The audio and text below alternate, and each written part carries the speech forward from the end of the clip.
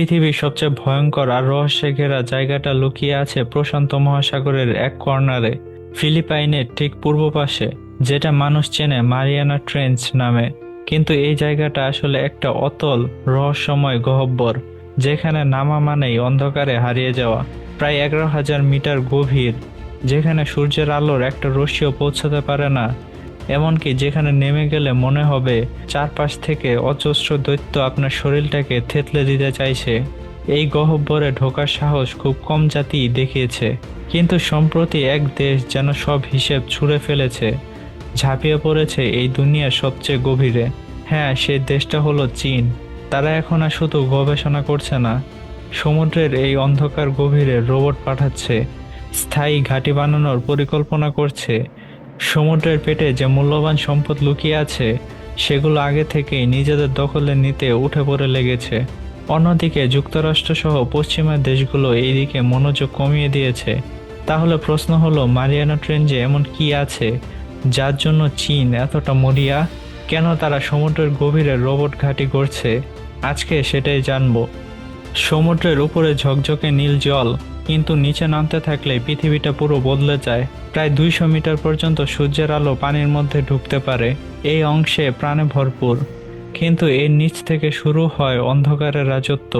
যত গভীরে যাওয়া যায়, আলো তত কমে আসে, আর পানির চাপ বাড়তে থাকে অবিশ্বাস্য হারে, যেন অদৃশ্য এক শক্তি ধীরে ধীরে আপনাকে চেপে ধরছে। 1 কিলোমিটার গভীরে যেতেই আলো সম্পূর্ণভাবে হারিয়ে যায়। সেখান থেকে শুরু হয় এক অদ্ভুত জগৎ, যেখানে প্রাণীরা নিজেদের শরীর থেকে আলো তৈরি করে শিকার খোঁজে। আরো নিচে গেলে দেখা যায় লম্বা বাহুর স্কুইড বা অদ্ভুত আকারের প্রাণী, যারা এই চাপ আর অন্ধকারের মধ্যেও দিব্যি বেঁচে থাকতে পারে। প্রায় 4,000 মিটার নিচে শুরু হয় অ্যাবিস অঞ্চল। পুরো সমুদ্রতল ঢাকা পড়ে আছে পলিমাটিতে। দেখলে মনে হবে এক বিরাট মরুভূমি, কিন্তু এই পলিমাটির নিচে লুকিয়ে আছে কোটি কোটি বছরের ইতিহাস। ওপর থেকে ধীরে ধীরে ঝরে পড়া মৃত প্ল্যাঙ্কটন, ক্ষুদ্র কণা, এদের তৈরি স্তরকে বলা হয় মেরিন স্নো। এই কার্বন সমৃদ্ধ স্তর সমুদ্রের নিচে গড়ে তুলেছে এক বিশাল গোপন ভাণ্ডার। এই গভীরতায় খাবারের অভাবে খুব কম প্রাণী টিকে থাকতে পারে, কিন্তু মাঝে মাঝে আসে এক দুর্লভ ঘটনা। যদি কোনো বিশাল তিমি মারা গিয়ে সমুদ্রের তলে এসে পড়ে, তাহলে তার চারপাশে হঠাৎ করেই গড়ে ওঠে একটা সম্পূর্ণ নতুন জীবজগৎ। বছরের পর বছর ধরে টিকে থাকে সেই জগৎ। এই ঘটনাকেই বলে হোয়েল ফল। 6,000 মিটার পার হলে শুরু হয় আসল রহস্য। এখানে পানির চাপ সমুদ্রপৃষ্ঠের তুলনায় প্রায় 600 গুণ বেশি। মারিয়ানা ট্রেঞ্চের সবচেয়ে গভীরতম বিন্দু চ্যালেঞ্জার্স ডিপ প্রায় 11,000 মিটার নিচে। এখানে পাওয়া গেছে বিশালাকার এককোষী প্রাণী আর ধবধবে সাদা চিংড়ির মতো জীব। আবার অবাক করা তথ্য হলো, মাত্র কয়েকবার মানুষ এই জায়গার তলা স্পর্শ করে ফিরে আসতে পেরেছে। 1960 সালে জ্যাক পিকার্ড ও ডন ওয়ালসন প্রথম মানুষ হিসেবে এখানে পৌঁছান। 2012 সালে ডুব দেন চলচ্চিত্র পরিচালক জেমস ক্যামেরন। আর 2020 সালে চীন তাদের ফেনডোজে ডুবোজাহাজে 3 জন মানুষ পাঠিয়ে এক নতুন ইতিহাস তৈরি করেন। চীন কিন্তু এতটুকুতেই থামেনি।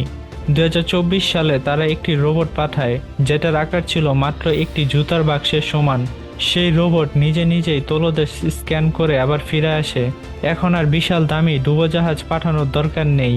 ছোট আকারের সাশ্রয়ী স্বয়ংক্রিয় রোবট দিয়েই পুরো সমুদ্রতলে অভিযান চালানো সম্ভব। চীন এখন এমন অসংখ্য রোবট তৈরি করছে, যারা দল বেঁধে নিঃশব্দে এবং কম খরচে সমুদ্রের তলদেশের প্রতিটি কোণা খুঁজে বের করতে পারবে। এই অন্ধকার গভীরতার সবচেয়ে রহস্যময় আবিষ্কার হলো মিথেন হাইড্রেট। দেখতে বরফের মতো, কিন্তু আগুন ধরালেই জ্বলে ওঠে। একে বলা হয় আগুনের বরফ। বিজ্ঞানীরা মনে করছেন এটা ভবিষ্যতে বড় জ্বালানির উৎস হতে পারে, কিন্তু বিপদও আছে। এই হাইড্রেট অস্থির করে তুললে সমুদ্রের তলদেশ ধসে পড়তে পারে, বায়ুমণ্ডলে ছড়িয়ে পড়তে পারে বিপুল পরিমাণ মিথেন গ্যাস। আছে পলিমেটালিক নডিউল, ছোট ছোট পাথরের মতো বস্তু যার ভেতরে নিকেল, কোবাল্ট, ম্যাঙ্গানিজের মতো দামি ধাতু। আধুনিক ইলেকট্রিক গাড়ি, ব্যাটারি, প্রযুক্তি, সবকিছুর জন্যই এই ধাতুগুলো প্রয়োজন।